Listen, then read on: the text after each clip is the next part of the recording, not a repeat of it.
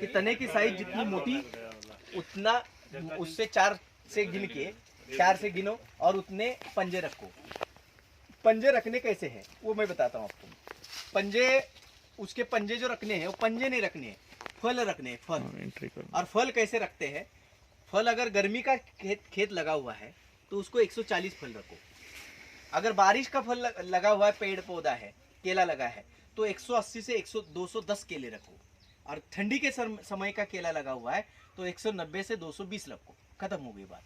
तो कुछ कुछ वैरायटी में क्या होता है, पंजे में फल ज़्यादा आते हैं, कुछ कुछ वैरायटी में कुछ कुछ कंपनियों के पंजे में फल कम आते हैं। तो आप गलती कर बैठे हो। जिसमें कम है उसमें अगर 9 ही पंजे रख दिए तो फल कम हो जाएंगे, तो कम समय में ओवर साइज होगा तो उसकी पूरी वजन नहीं आएगी। तो इसीलिए हमारा नुकसान होता है। वो नुकसान ना हो तो करना क्या है, गर्मी वाले में 140 से 160, बारिश वाले में 180 से 210 और 190 से 220। खत्म। केला ही गिनो, केला ही गिनना का। अच्छा एक बार आप गिन लोगे 10-15 आपको आइडिया एवरेज आ जाएगा। कितने पंजे रखने हैं, कितने पंजे समझ रहे हैं? केला रखना है, पंजा नहीं रखना है। केला रखना है, पंजा नहीं रखना है। पंजा गिनो मत, केला गिनो। ये बरसात वाले में कितने रखना चाहिए? 180 से 210। 210 के। समझ रहे हैं? 200 एवरेज लेके आप चलो। हाँ 200 लेके चलो। एक बात और, वो नीचे से जो ऑटोमेटिक फूल झड़ना खत्म हो जाते हैं। हाँ। मतलब फूल झड़ने लगे थे, बंद हो जाता है, पोलिनेशन रुक जाता है। उनसे रुक जाते हैं।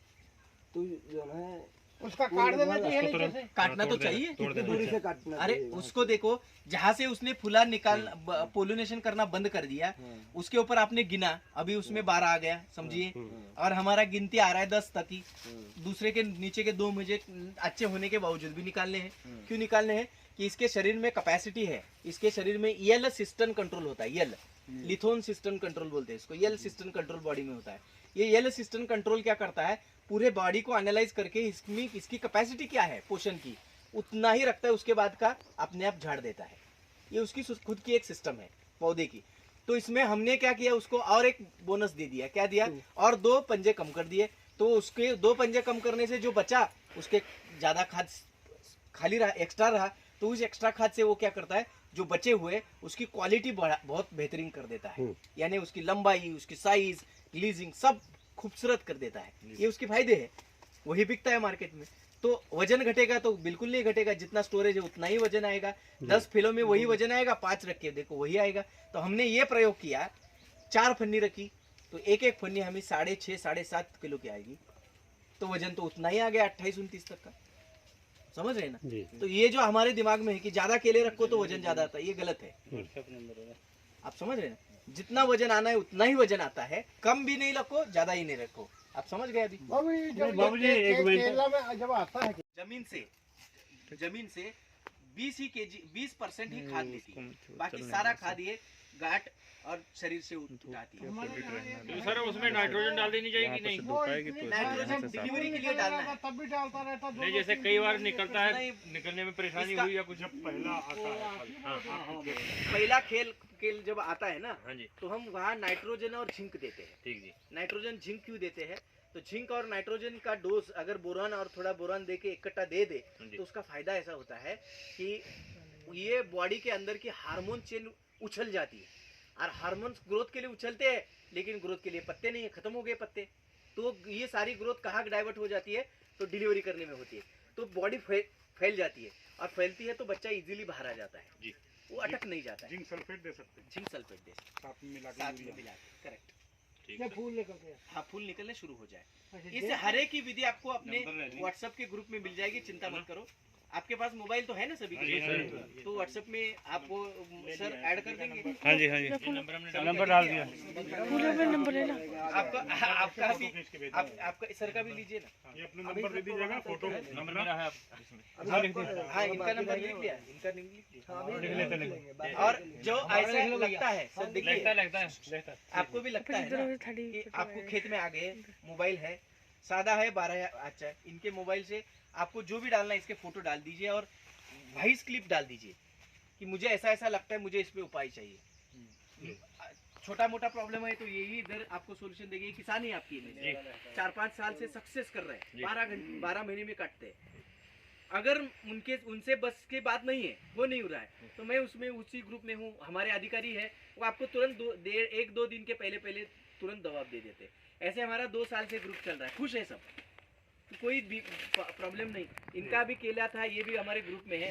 ये इन्होंने अपनी जो मंगल फसल का वीडियो दादा किया की गाइडेंस में और बारिश में बाढ़ आई थी, तो थोड़ा बाढ़ बहुत इधर दिक्कत इधर हुई मर है, गई एकदम पहले थी। केला इनका बाढ़ में ही दिख रहा था, तो ये दुखी हो गए यार मेरी केली बर्बाद होगी। तो हमने उनको बोल दिया कि कुछ नहीं होता है, आप आराम रहो, ये पानी वाला ही फसल है, इनके शरीर में ही 60% से ज्यादा पानी ही पानी है, तो ऐसा कुछ नहीं होता है। जब तक उसके गुल्ले में यानी नए पत्ते में कचरा और पानी नहीं जाता है तब तक इसको कुछ नहीं होगा, चिंता करो मत।